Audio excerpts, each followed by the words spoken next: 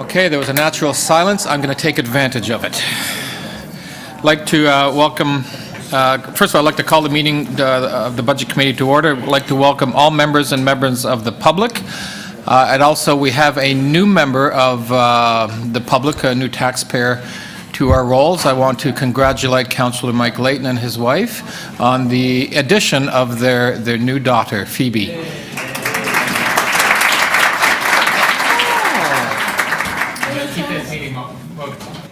Yeah.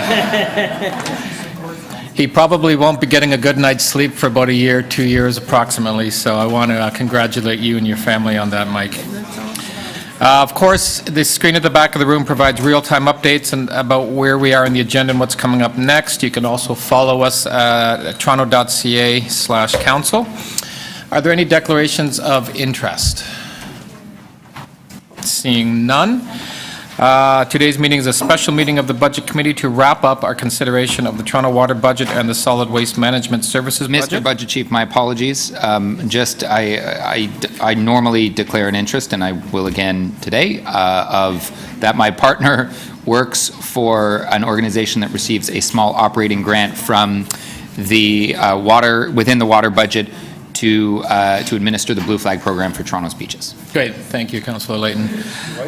So what we'll do is we will follow the agenda. We only have 2 items. We'll start with BU 14.1, which is Toronto Water, and as has been tradition, we'll go to Jocelyn DeVita, who's going to take us through the briefing notes. Okay. Jocelyn, I'll pass it over to you. Thank you, Chair. So we're going to work through the wrap-up notes, starting with the blue copies, which are the capital. So the first few pages just provides a recap of what happened at our last meeting. So I'm just going to quickly walk you through that, and then we'll focus in on today's decision-making. So on page 2 of the blue pages, we had 2 Toronto Water briefing notes that were circulated on November 6th. They were before you, one regarding the Basement Flooding Protection Program update, and the second listing the number of projects that will be in the 5-year program by ward. They were deferred to today's meeting for consideration. Then on pages 4 and 5, we have the capital budget notes for Toronto Water. That too is deferred to today. Continuing on to page 6 and 7 outlines the recommendations from the solid waste capital notes. They are also deferred to today. And at our last meeting on page 8 and 9, we considered the recommendations for the Toronto Parking Authority capital budget and plan, and they were adopted. So what's before you today starts on page number 10. So the 2 briefing notes that were distributed, briefing note number 1, entitled Basement Flooding Protection Program Status Update, that provides an update on Toronto Water's efforts to reduce the risk of basement flooding in the city, including ward-by-ward progress updates. Recommend receipt for information. If there are no questions. Questions on that item? Nope, seeing none. Continue.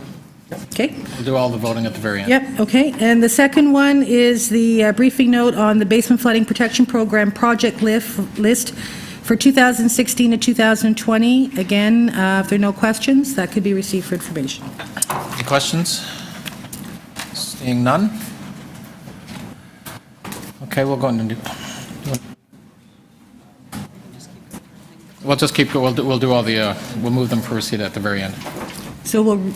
So there are no questions for these. No questions, so we'll tie that up with the capital program for Toronto Water. So in front of you on page 12 and outlined in page 13 are the recommendations regarding the 10-year recommended capital budget and plan, as was presented by the General Manager of Toronto Water.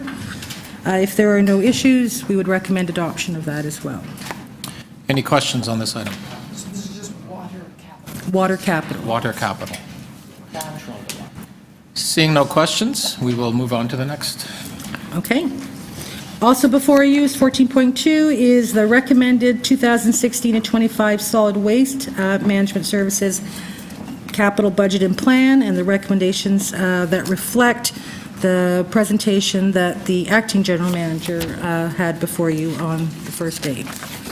If there are no issues, we'd recommend adoption of that as well. And together, those things would bring to closure the recommended capital for 2016 for both programs. Okay, any questions on that last item? Councillor Campbell.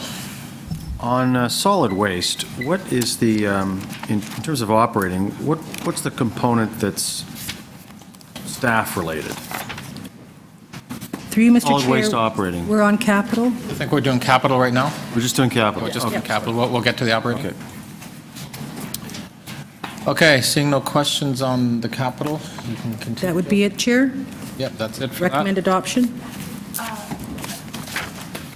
Actually, I may have a question. I have a motion that I've been asked to move on behalf of another councillor that changes what happens in operating, but the funding source that's suggested is the stabilization reserve. Does that take me into the capital budget? Is it to fund an operational item in one of the budgets? Solid waste, In yes. solid waste, so that would be an operating. So stabilization reserve for solid waste, Sits in operating? so there is no stabilization reserve? Well, I'm calling it the wrong thing. Whatever it is, the reserve fund. It's just a reserve fund, Whatever, yes. whatever it's called, I've had a long day and day before as well. So through you, Mr. Chair, if it's an operating expenditure item, then it'd be dealt with in the operating budget. Okay, got it. Just checking before we vote.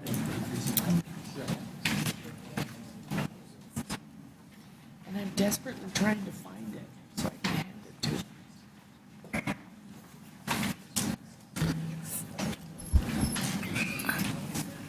I don't like the way they did this.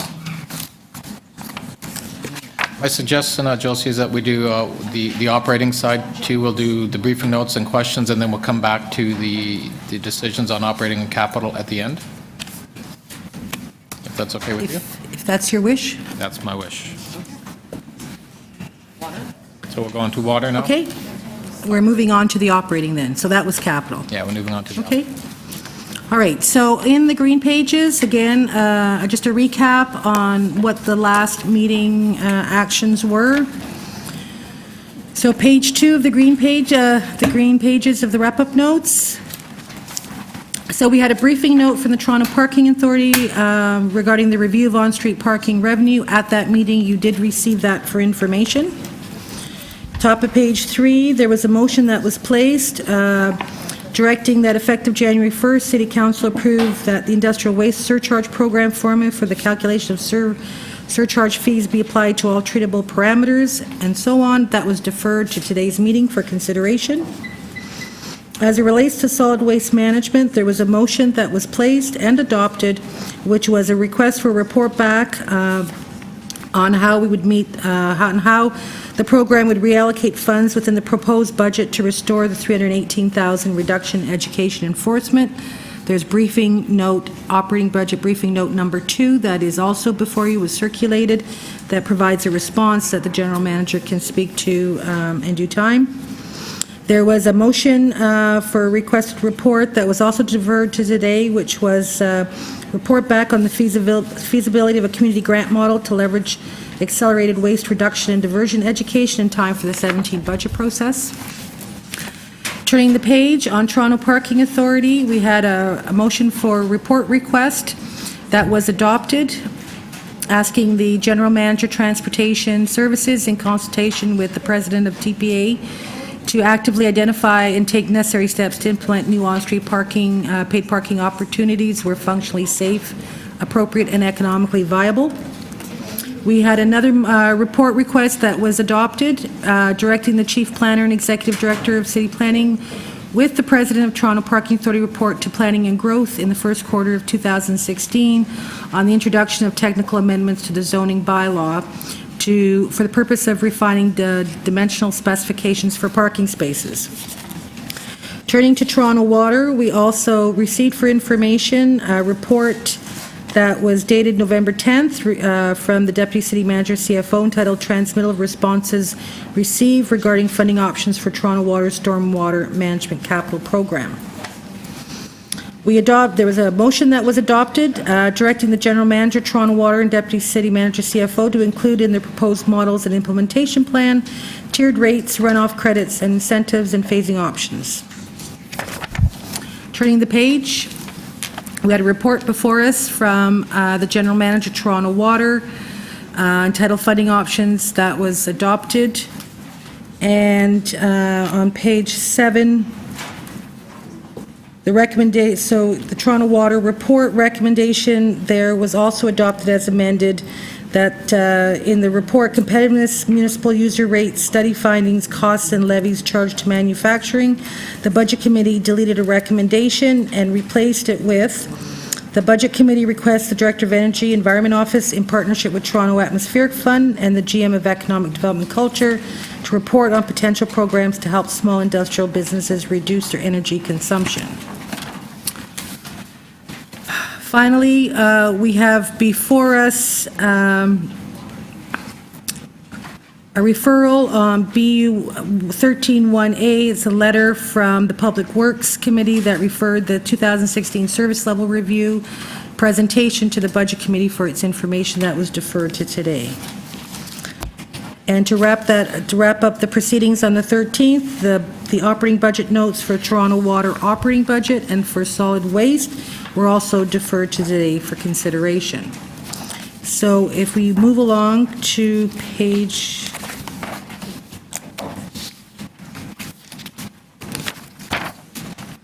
18. Page 18. So the first item that's before you is a briefing note that was requested about opportunities to restore the advertising and promotion budget. That's briefing note number 2. So if there are any questions on that briefing note, the acting general manager is here to answer them. Otherwise, we can receive it for information. Councillor Carroll, questions? Yes, there are, in the answers to the question, it looks at restoring would be $300,000, and this could be achieved by reducing the amount to be contributed to the reserve. Would this in any way endanger the reserve, or would this be considered a reasonable amount that could be recovered over the next couple of years through surplus and continued earnings? Through you, Mr. Chair, the amount in relation to the contribution to reserve that's going in is small, but when we did the analysis on the operating efficiency side, the objective was to reduce your operating costs as much as possible in order to maximize the contribution to capital. So that was the objective that staff worked under, and that's why they made the recommendation to reduce that expenditure to put more in capital. This is kind of reversing the direction that we essentially started with. Right, but if you had a motion to delay that reduction for this year, and you also saw support from council for the motion that says to spend this year working out a leverage program or partnership grant program that would be able to continue education and promotion in the community, can we consider that motion in the neighborhood of a bridge? If we adopted both motions, council would be giving you a way to achieve this efficiency, just not this year. Would it be viewed that way by staff? Through you, Mr. Chair, essentially the additional money would go into the budget, and we would look at the programming. The programming that's in place right now for 2016, we believe was efficiency. We were using different techniques to reach the same audience. So it wasn't going to be a reduction in our communication strategy or plans. It was just doing it differently. And so therefore it was declared an efficiency. If you put the money back in, it presents additional opportunities to look at additional print, et cetera. So it's like an enhancement over. These funds could if council adopted the other motion, which says look at a leverage or partnership opportunity or a grant program, these additional funds, you could do the differently and use the contribution to find us these more robust ways to educate. Through you, Mr. Chair, that's why I called it an enhancement. It gives you the opportunity to look at things that weren't in the original staff plan as put forward now. Excellent, excellent. Okay, thank you very much. Thank you, Mr. Chair. Thank you, Councillor Carroll. Councillor Pasternak, you have questions? I do. Thank you, Mr. Chair. Regarding the item before us and the motion that accompanied it regarding waste surcharge. And we're wondering what the economic consequences are if we approve this motion, and to what degree it could negatively affect economic activity in Toronto. I don't think we're We're on on the that item briefing right note. yet. We're not on 14.1? We're just talking about the one briefing note that we have in front of us about the grant model, community grant model. So we'll be getting to that item shortly. Are we on page 18 of the green notes? Thank you, Mr. Chair, we're on the first item on page 18 of the solid waste briefing note at the top. The one on the top of page 18. I stand corrected. Okay, we're working our way down. We'll get that one next. Any other questions on that item? Okay, Josie, continue. Okay, through you, Mr. Chair, then. So that was the only request for a briefing note that was had. So now we had some motions that were placed, and the first one there is the middle of page 18, 14.1 for Toronto Water. And this is the motion placed regarding the approval of the industrial waste surcharge program formula for surcharge fees. So the impact, if this were to be approved, would be a revenue increase of $1.6 million over a 6-year period, with an additional $262,000 in 16, which would provide additional funding as a contribution to capital. And it's here for the committee's consideration. I think Councillor Pasternak, you can answer that question now. Yes, no, sorry for the false start, jumping out of the starting gate like that. But without sounding like an echo, a motion like this is obviously disconcerting to making sure that the commerce and economic activity of Toronto continues to prosper. But through you to staff, we're wondering what the consequences are if we were to adopt this today and start levying these surcharges to those who are not currently paying it. Are we going to see an outward flight of business?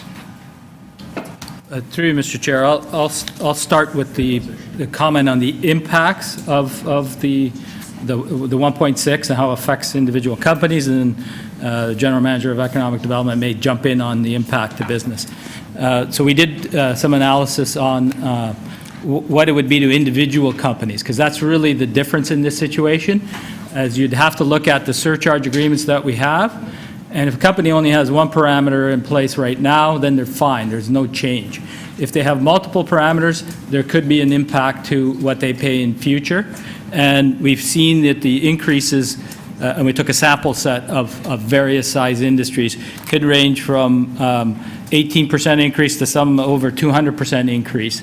That was the reason why the original staff report had recommended if we did this, it needed to be phased in over a 6-year period so people could see that impact. So there are potentially large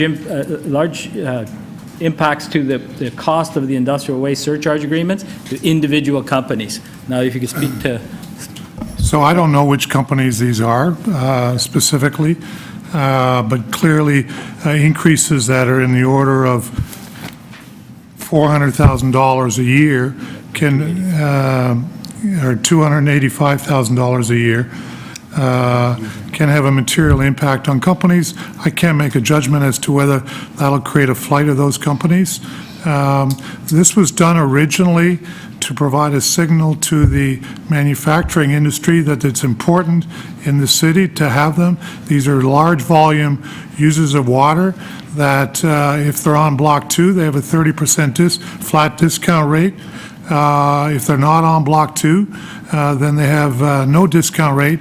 And because of their large volume of use, I would argue economically they're helping support all other water users because there is no discount for volume, and the costs to the city for at least administration costs and others would be lower for them per volume of water. This is not an issue of anybody trying to avoid costs. This is an issue of what's the best way to encourage manufacturing in the city, but recognize the responsibility of those manufacturers to act responsibly, and so there's a collective cost involved, and we are taking an unknown increase in a very select group of very large water users that are generally and always very conscientious about their water use, because the amount of water use for them is a huge cost, and they are already putting in many different measures to reduce their overall usage and to make sure the water discharge fits within the ability of the city to manage. If this carries, does this hurt Toronto's economic competitiveness? It certainly doesn't help it. And nobody can say for certain that it hurts it, but it's the wrong signal to give to manufacturers. Thank you. Thank you, Councillor Pasek. Any other questions? Councillor Layton? Yes, thank you very much. On the calculation of the surcharge agreement, is it on volume of the release of the parameter, or is it on the value of the volume of the release of the parameter?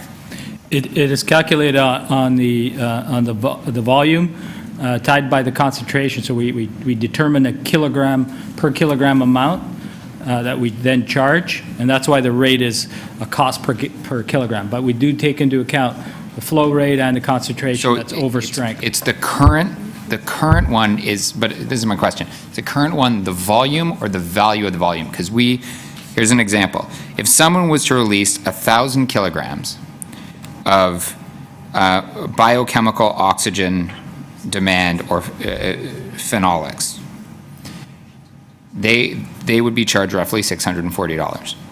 If that same company was to release 999 kilograms of phosphorus, what would they be charged for?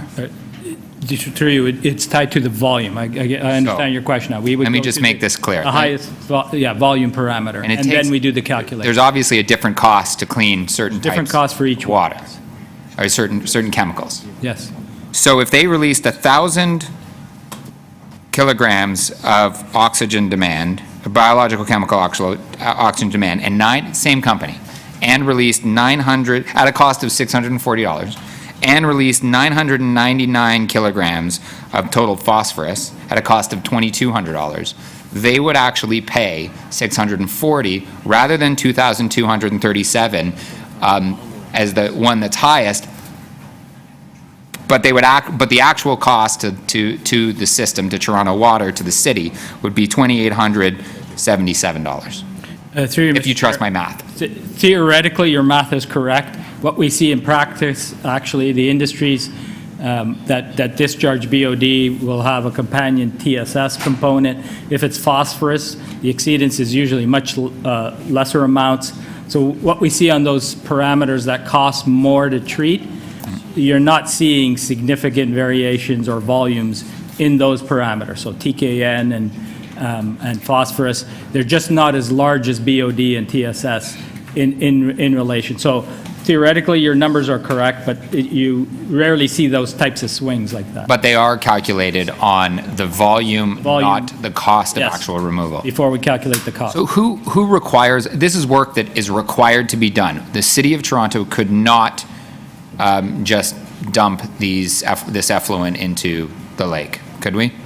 Through you, Mr. Chair, the city would remain compliant because we test at the treatment plant, so we would not have any regulatory issues. Where we are not compliant, we're not complying with our own bylaw that says we would not accept any discharges into our sewer above a certain threshold, and a company must comply with that bylaw unless they choose to enter into this agreement. So wait, we could just do away with this program altogether and let the industries that are above our bylaw deal with it themselves. That sounds like a great idea. What would that cost businesses? Through you, Mr. Chair, that would cost individual businesses a lot more money, and I would make the argument that it may not be the wisest use of resources, economic resources, as a society, because we already have the infrastructure in place to deal with treating these parameters at our wastewater treatment plants, and all we're doing is charging them the incremental or marginal cost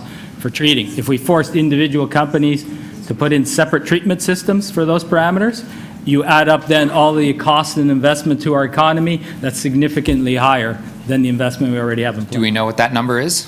No, you'd have to do a calculation based on what each company would have to install, and that would be site-specific and process-specific. Top or linen? You can't tell me how much it would cost for them to treat their own effluents?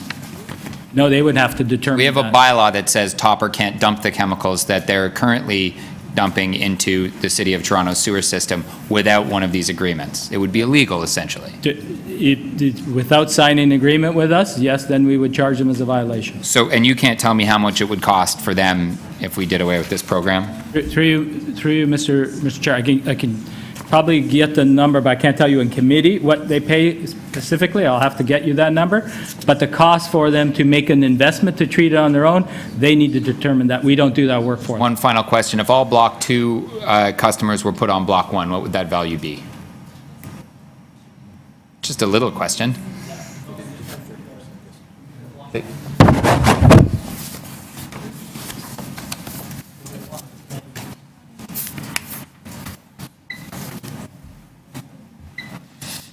Through you, Mr. Chair, the revenue generated by Block 2 is 20 million, so you would then add 30% more, so it would be Lou, do the math for me. Come on. about 6 to 7 million range. So that's the premium that's given to businesses. That's correct. For Block 2 rate.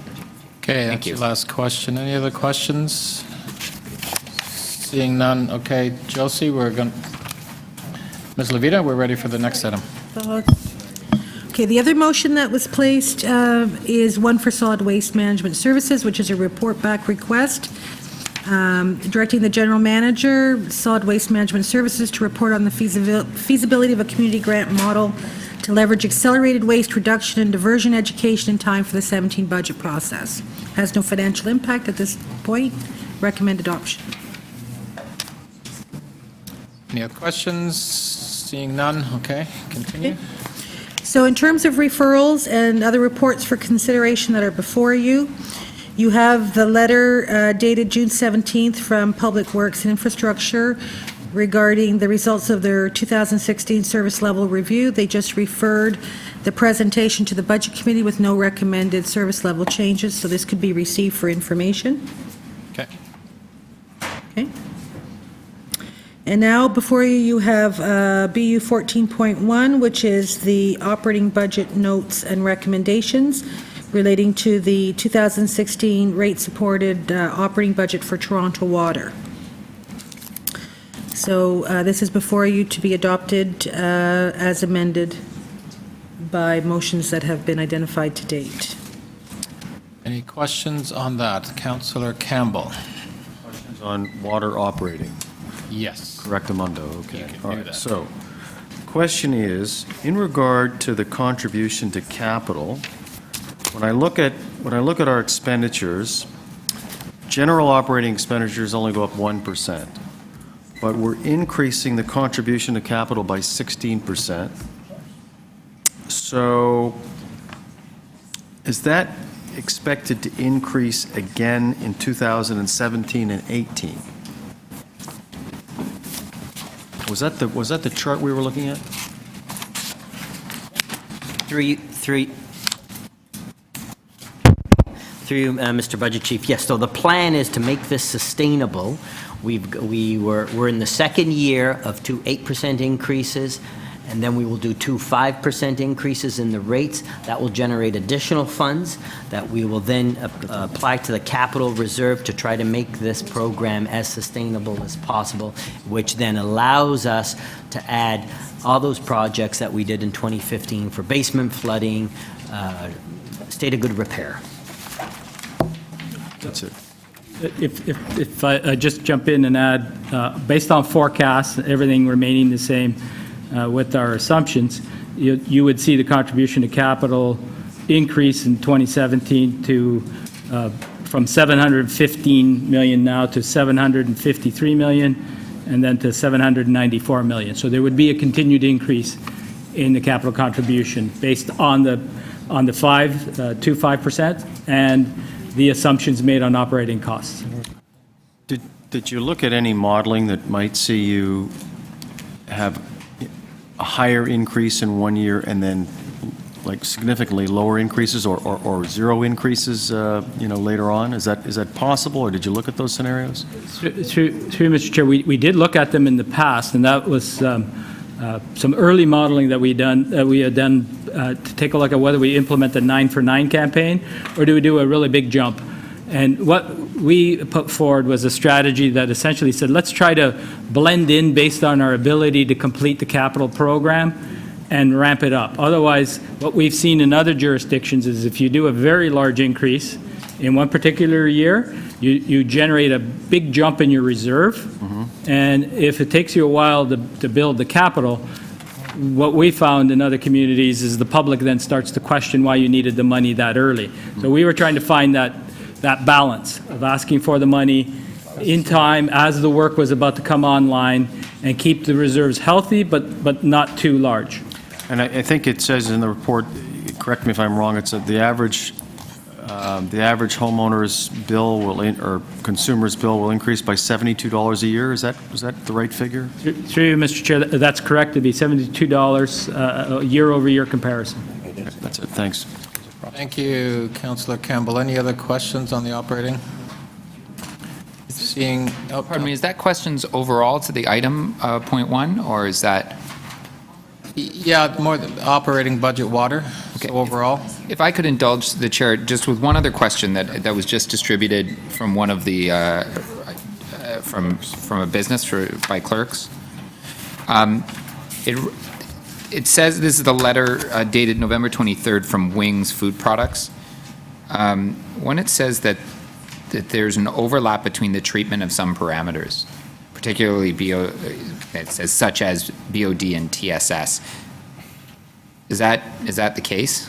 Through you, Mr. Chair, yes, that typically when you're treating for one parameter, usually they go hand in hand. So not necessarily the case in every situation, but in many cases, if someone has a high BOD, they will also have a high TSS number and vice versa.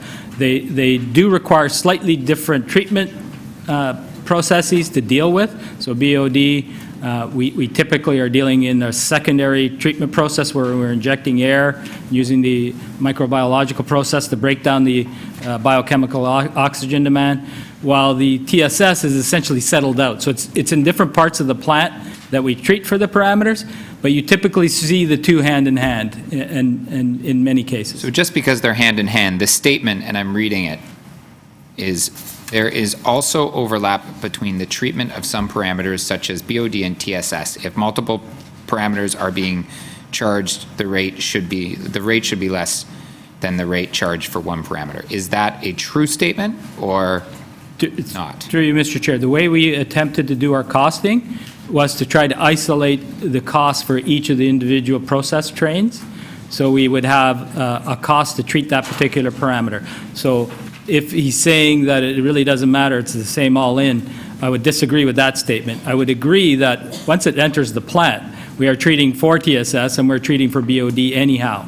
But there are different process costs along the way. Okay. And our cost reflects those different. So the rate shouldn't be adjusted if they're dumping both BOD and TSS? That's correct. We tried to isolate those incremental costs. Okay, thank you.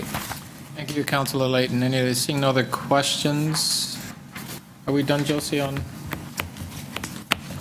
Yes, through you, Mr. Chair, we are. So now we have before us are the recommendations on the Toronto Water operating budget, as outlined on page 19 and 20 of the green pages.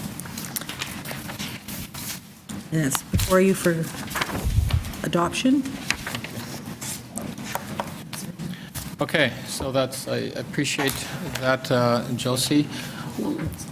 What we'll do is we'll go to BU 14.1, which is the 2016 water and wastewater consumption rates and service fees for speakers on that item. So if there's any motions, and I believe we'll start with Councillor Layton. Thank you very much, Mr. Chair. So, Oh, sorry, we have, you're right.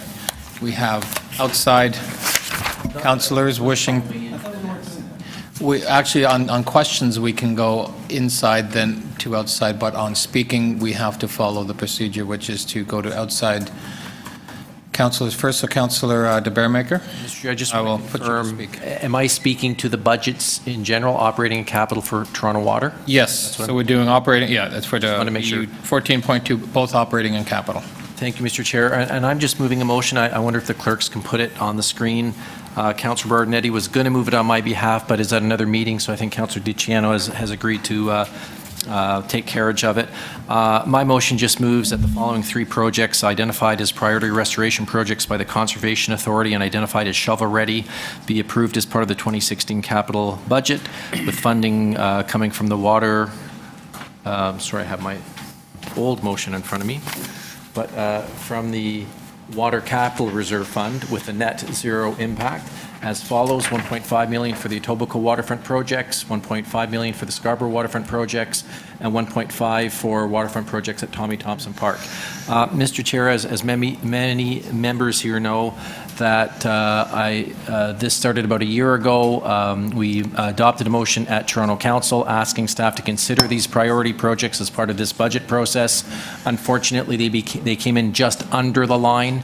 I was at the TRCA briefing, budget briefing, about a week or so ago, where they said we came close, but they're under the line. They are not funded.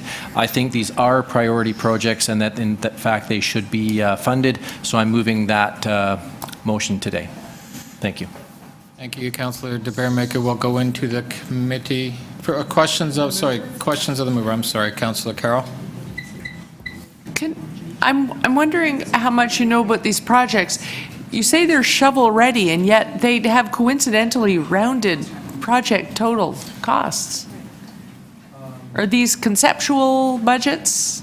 Through you, Mr. Chair, I'll just read you a sentence from Brian Denny, the CEO of the Conservation Authority, that I received yesterday afternoon at 5:54 p.m., and it says, "I have confirmed with staff that the three council-directed projects can be started in 2016, as two are shovel-ready, South Mimico and Tommy Thompson Park, and can have substantial completion early in 2017.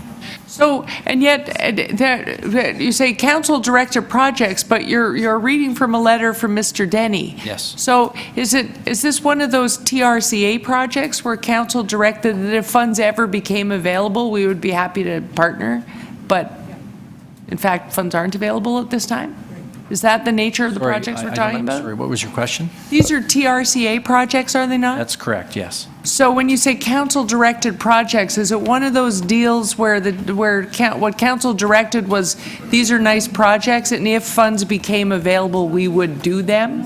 I would say no. At the 20... How are they council-directed? I'll tell you. In 2015, during the budget process, I moved a motion at council that was adopted by council, asking our staff to consider these projects as priority projects for 2016. So it was a council, City of Toronto council direction, as well as Conservation Authority endorsement. But I moved a motion at council that was adopted that said that these projects be considered as being funded as part of the 2016 budget process. So what council directed us to do is consider them? Consider, yes. I And they have considered them. Yes, came in below the line, and my motion moves them above the line to be funded. Thank you for sharing. Great. Do you want to ask? Any other questions of the mover? We're done. Staff, I guess, aren't we? Yes, we are, unfortunately. I'm trying to follow the proper process here. I may not agree, but I'm following that. Are there any, okay, we'll take it into committee. Speakers? We'll start with Councillor Layton. Yes, I have a motion. I think it's the fourth time I've made this particular motion over the last 5 years that City Council direct, effective Jan 1, 2016, City Council approved the Industrial Water Surcharge Program formula for the calculation of surcharge fees be applied to all treatable parameters that exceed the sewer bylaw limits instead of only the one parameter that exceeds the sewer bylaw limits by the greatest amount, allowing full cost recovery for the wastewater service provided by the city. Such surcharge be phased in over a 6-year period to mitigate the impacts to existing companies. This is roughly equivalent to the recommendation that was made by the general manager of Toronto Water in 2012, based on a recommendation from the Auditor General, based on a recommendation that stems from the Walkerton inquiry, which is consistent with the recommendation from the Canadian Water and Wastewater Association, and consistent with the most recent recommendations from the Environment Minister of Ontario. Everyone's recommending we do this. Everyone. Well, the alternative would be us to strike this industrial water surcharge program entirely and let businesses fend it on their own. If they're so happy that this is a cash grab, that it's written in some of these letters, let's let them do it on their own. You know what? That would be bad for business. If we scrap this program of the city going ahead and spending millions of dollars investing in wastewater treatment to help businesses. If the Ministry of the Environment suggested that Toronto now needed to treat for another parameter, and we added it to the list, what would we say to those businesses? Oh, you can, well, don't worry. The rest of the rate base will pay for that additional parameter. We actually added a parameter in the last 4 years. And that's something that's just now compounding on this ridiculous notion that we're going to make businesses uncompetitive. Well, it's been 4 years, and everyone's made that claim. We went and paid someone to do a study. And what it showed was that indeed Toronto is very competitive, both locally, regionally, and internationally. Most competitive for the largest corporations, on the medium end for the medium corporations, and not as competitive for small corporations. Not the most expensive place to do business in Ontario or North America, but not as competitive. But it's not the cost of water that's fueling that. It's clearly the cost of electricity. So we made a motion at the last, I believe, at the last Budget Committee meeting to have TAF, to have the Energy and Environment Office, and to have our General Manager of Economic Development figure out how can we leverage the city's budget, leverage the city's departments to make it less expensive for these businesses to conduct business. Our user fee policy clearly says that a private service that should receive a full cost recovery or along those lines, that, quote, benefits, is one that benefits specific individuals or groups or businesses, and it is possible to prevent someone from using the service. It is possible to limit someone from using this service. What we're essentially allowing these businesses to do is break our bylaws around what they can discharge into their sewers. And we need to put a system in place to clean them up. And all my motion does is suggest that they should be paying the full cost. This stems from a it establishes a known principle of polluter pays. That if someone's polluting, much like my colleague DiCiano wants developers to pay for the full cost of their development because they're gaining financial benefit, I want to make sure those polluting are paying their share, and not more than their share, their exact share, down to the fraction of a cent per kilogram. Down to the fraction of a cent per kilogram, their exact fair share. No more, no less. And the notion that this is going to make us uncompetitive, the research was done. The report is in. I'm hopeful that it'll pass this year simply because I think it's enough of this 1.6 million just constantly being backfilled by the rest of the user base. We already give a $6 to $7 million subsidy to large businesses that move to Block 2. We're increasing the number of large businesses on that Block 2 rate through this budget. We're giving more of a subsidy out, but there's one thing different. That subsidy is linked to water conservation plans. This program is not, and it doesn't result in lower effluent discharge from these businesses. Thank you, Councillor Layton. Other speakers to the item? Councillor I still have to. Councillor Carroll? Yeah, you have to. Okay, I'll go to Councillor Carroll first. Councillor Carroll? I didn't know there were more motions coming in water. I really just wanted to speak in support of Councillor Layton's motion, but for a couple of reasons that I think need to be expanded upon. And Councillor Layton opened with this. I've nicknamed this motion the Salmon Fights for Survival motion. Every year it swims upstream, hoping to be passed. This is the year. I don't know about the rest of my colleagues, but my residents are starting to hit a wall on residential increases. We did the 9% over 9 years, and when they thought it was going to be over, it's only over by 1%. We've done 2 years of 8%. We are this year adding a different component to the block to allow a business discount, but Councillor Layton's first point has to be listened to, because where not doing this is costing us money, our residents are paying for it. Not the businesses and not the businesses' lobbyists. The water lobby has been very effective in the City of Toronto since 2005. With respect, I know that Mr. Williams won't mind my saying that economic development has been very effective on their behalf.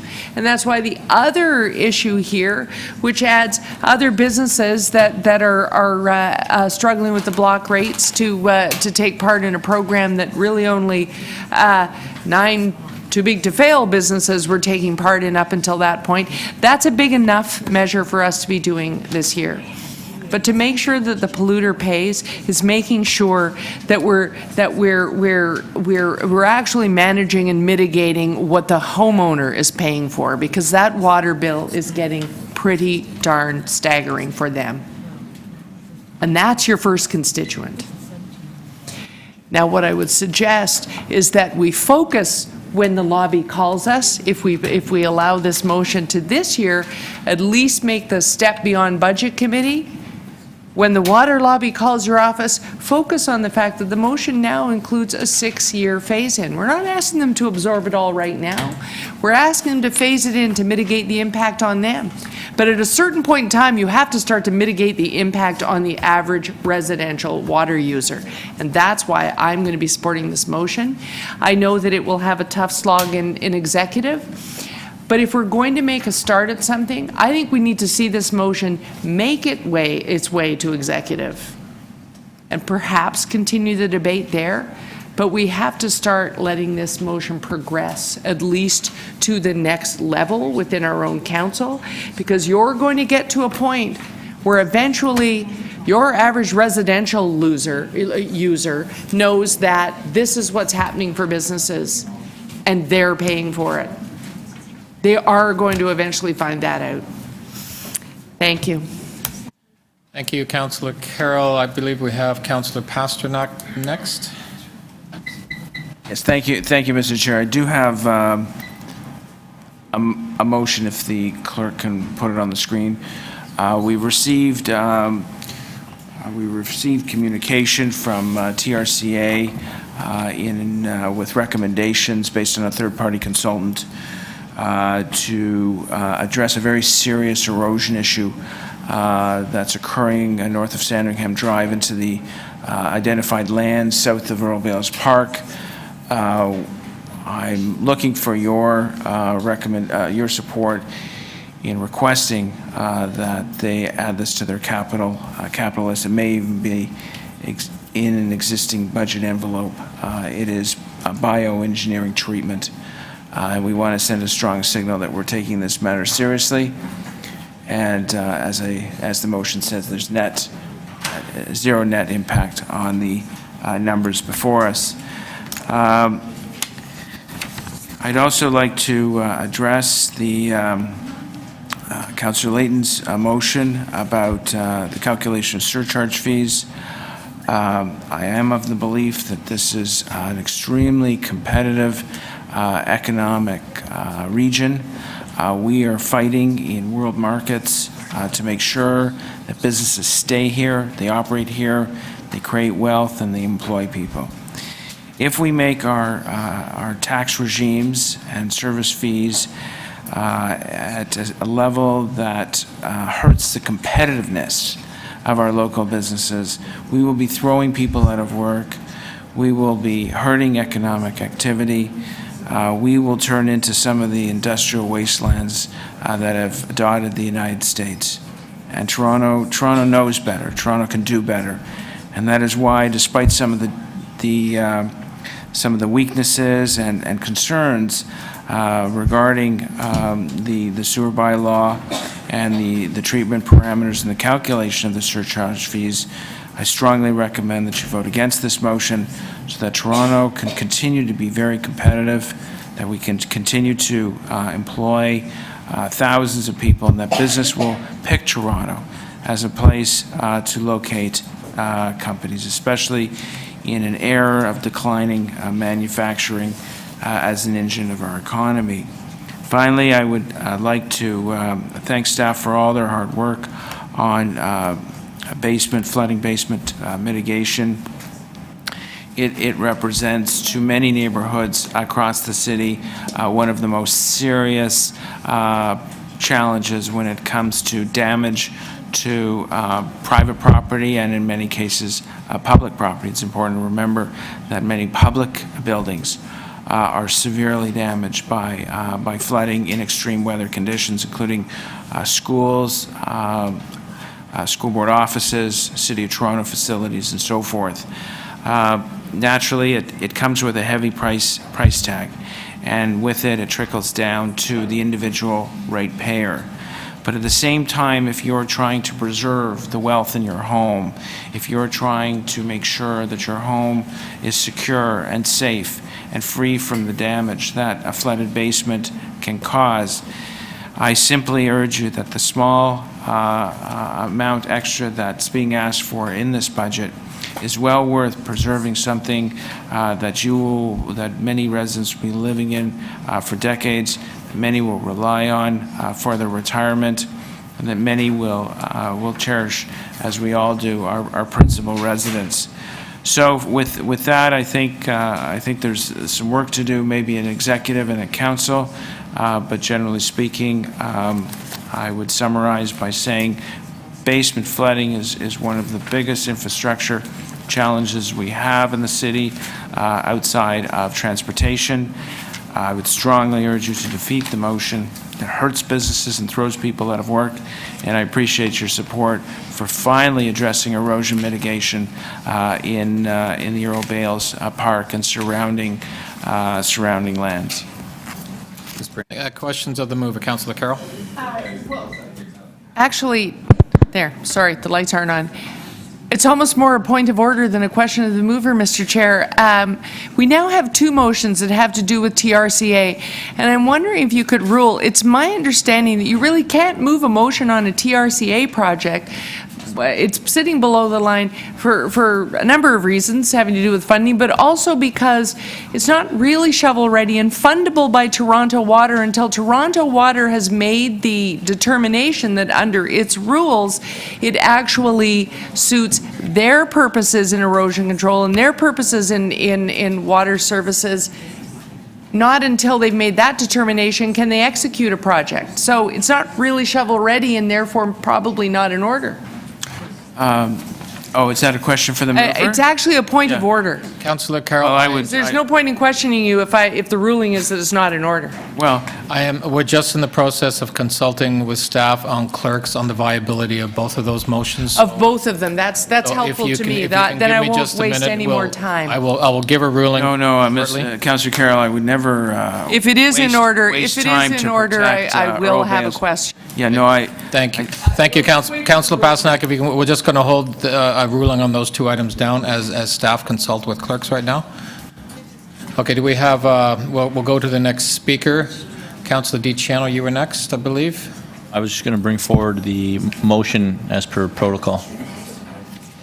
That's the motion from Councillor de Bearmaker. Again, I will unfortunately have to maybe ruling on that at some point in the next few minutes, so I'm just going to hold that down. Councillor Campbell, you would like to speak? I'd like to speak, yes. No, I'm not, there's a lot of hype, in regard to, the surcharge, there's a lot of hyperbole about, and sloganism about water bills are staggering, the polluter, make the polluter pay, and everybody supports this. You know, I agree wholeheartedly with Councillor Pasternak.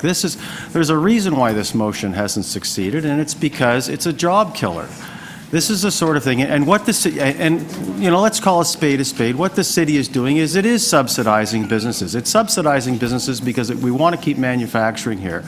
I wonder how many of these manufacturers that'll be affected are in Councillor Layton's ward, and if you've gone to meet people who might be affected by it.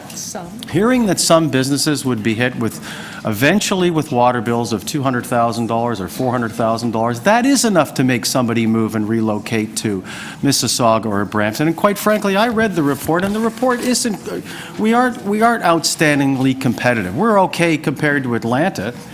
But compared to, you know, other surrounding municipalities that have lower tax rates and cheaper land, you know, these companies could be quite readily willing to relocate, and I'm sure some of them would consider it. We have to keep Toronto as competitive as possible, and if it means, you know, treating this wastewater on our own and having our citizens cover the cost through 20 cents more per day over the course of a year, which is really all we're talking about in terms of an increase. It comes out to $72 a year is 20 cents a day. So I hardly think that that's staggering. I have no trouble selling this to the residents in my ward who care about good jobs and who care about a sustainable economy. Thank you, Councillor Campbell. Any other speakers? Seeing none, no, I'm going to be moving a motion, if I can add that the Budget Committee receive Capital Briefing Notes 1 and 2 and BU 14.1A for the information. And I'm going to be making a ruling on the two motions. The one by Councillor G. Ciano, unfortunately, is not in order, and I'm going to be ruling it out of order as this is not, from staff's perspective, not an erosion control item. So I'll be ruling that out of order. Point of order. What's the explanation that it's not an erosion control project? I'll ask staff if staff can explain that, please, from Toronto Water. Through you, Mr. Chair, with respect to the three projects, a couple of them, my understanding, are trail-related in the construction of parkland trails, and that really has been the subject of the negotiations with staff. They haven't been with Toronto Water. They've been with other divisions. With respect to one of the items we're familiar with, that's the EA, item 2, I believe. That one would be a combination of erosion control with trail. But the other two items, as I understand it, Toronto Water hasn't had any direct involvement in. There have been other divisions and tied to the development of trails and parks. Thank you. Okay, that's the reason why they're out of order. I will go on the second item, Councillor Pasternak. This is erosion control, but the issue with staff is whether it's public or private. Would it be possible for you to withdraw this motion and to move it at executive next week? Chances are it'll be fine once they decide whether it's public or private, but they can't determine at this point whether it's in order. So if my request is that you withdraw the motion today and introduce it at executive next week. Councillor Pasternak, can you... Councillor Pasternak, you okay with withdrawing this motion and moving it? Yeah, we'll work on the motion. We'll tinker with the motion and bring it back at executive. Okay. Staff just need to find out whether it's public or private. It is public lands. Okay, we'll just all we're going to do is confirm that, and then we can provide that, and we'll get it. Councillor Carroll, I believe we only have one chair here, but thank you. Thank you. I'm sorry, I'm just, Thank you. The staff behind me are fairly desperate to know the address. Okay, we will deal with that afterwards. Okay, why don't we, seeing no other speakers, why don't we get to our motions? We'll start doing Chair, voting. can I challenge that ruling? Absolutely, you can challenge the ruling. The chair has been challenged on the ruling of the motion. All in favor of the chair? Opposed?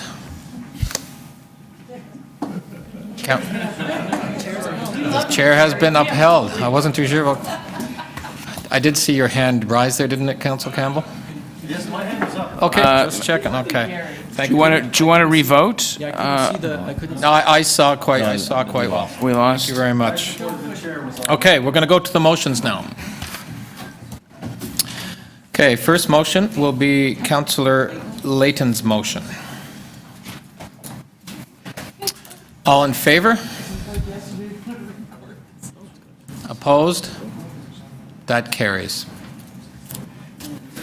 Okay, motion two. My motion is just to receive capital briefing notes. All in favor? Opposed? That's carried. Try that again. Item as amended. All in favor? Opposed? That's carried. That's water. Okay, we're going to go on to BU 14.2. Speakers. Councillor Carroll, you will go first. I believe you have two motions. Do I have two? You tabled one last meeting. Oh, I see, table from the last meeting, yes. Well, first of all, why don't I do the one that I'm moving on behalf of Councillor Davis? Because that one, my colleagues won't have seen, that the 2016 solid waste operating budget be amended to restore the advertising and promotion budget to 2015 levels by reducing the contribution to the Waste Management Reserve Fund by $300,000. That's in relation to the briefing note we received. And then the other one was one that I moved at an earlier meeting that City Council, oh, no, is that? Oh, wait, yes, it is. Sorry. Solid Waste Management Services to report on the feasibility of a community grant model to leverage accelerated waste reduction and diversion education in time for the 2017 budget process, which would be this time next year. Just to speak to them quickly, the first one, you received a briefing note, and the briefing note outlines that this would be the only funding source if you were going to maintain the levels of the diversion education. We know from the presentation we got that we're sort of in a stagnant position in terms of diversion, and so we batted that around at our last meeting. Similar to others, to the other motion, I would suggest moving this on to executive committee so that at the very least we can highlight for them that we do have this problem, that even in single-family dwellings where we were doing great, we now have people with the extra large and large bins diverting less and less, which means that if you don't keep the education going, you can slide. We know that we have a dual challenge in multi-residential. It's very hard to educate them. We have a very successful model out in Scarborough that's working. We know we need to do the education, and we need to do it in conjunction with the long-term waste strategy, which is a big component of this budget, because we've got our post-Green Lane solution to come up with, and we know this, whatever that solution is, it doesn't matter what it is, on a per ton or tone basis, it's going to cost us a lot more than what we're paying today to put our residential waste in Green Lane. Whether we're filling it or burning it, it's all going to be expensive. Very, very expensive on a per ton basis. So diversion should be happening now prior to that decision. So now would not be the time to slow down on diversion education. The two motions really go together.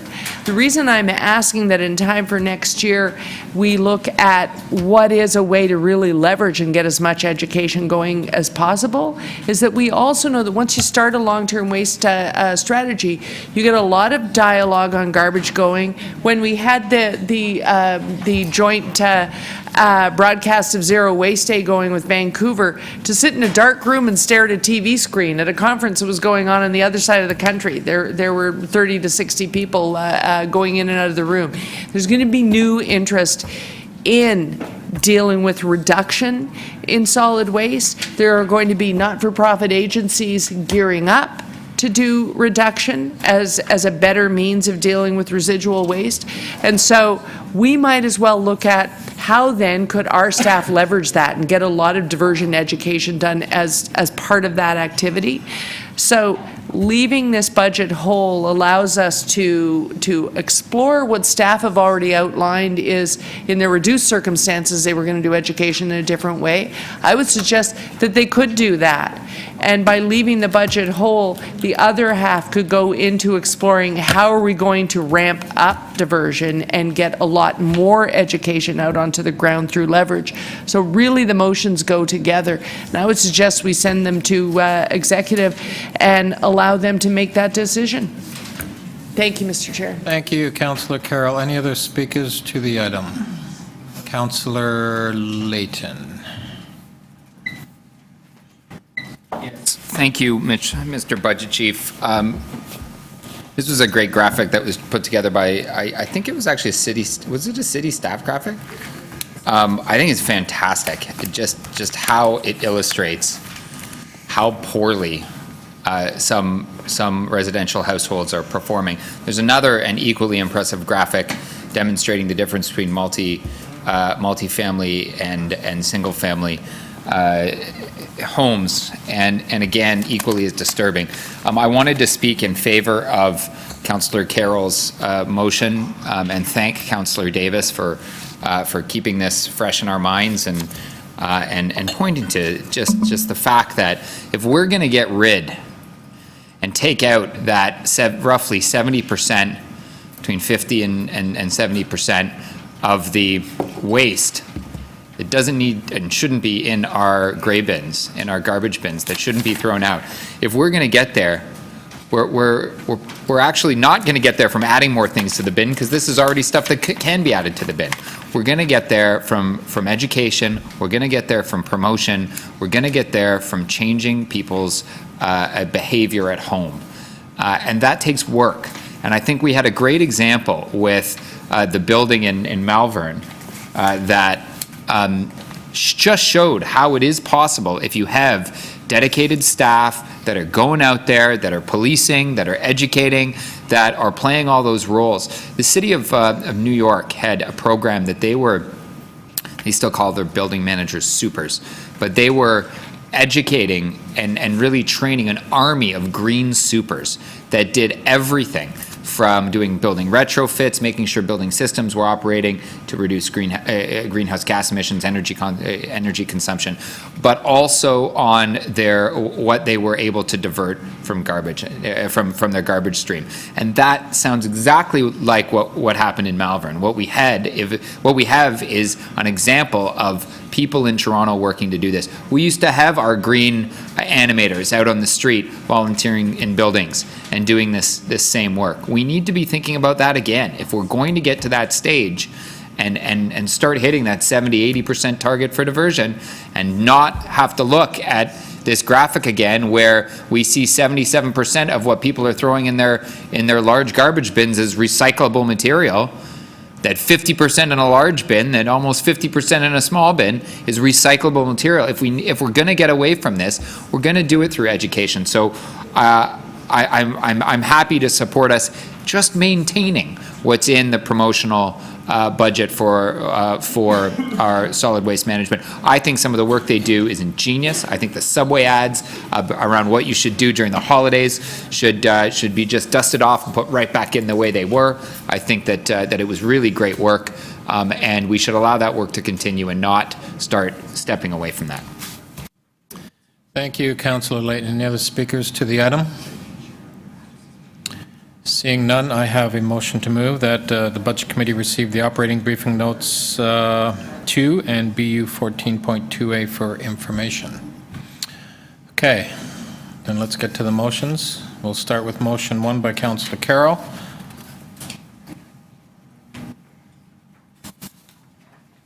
All in favor? Opposed? That's carried. Motion number 2. All in favor? Opposed? That carries.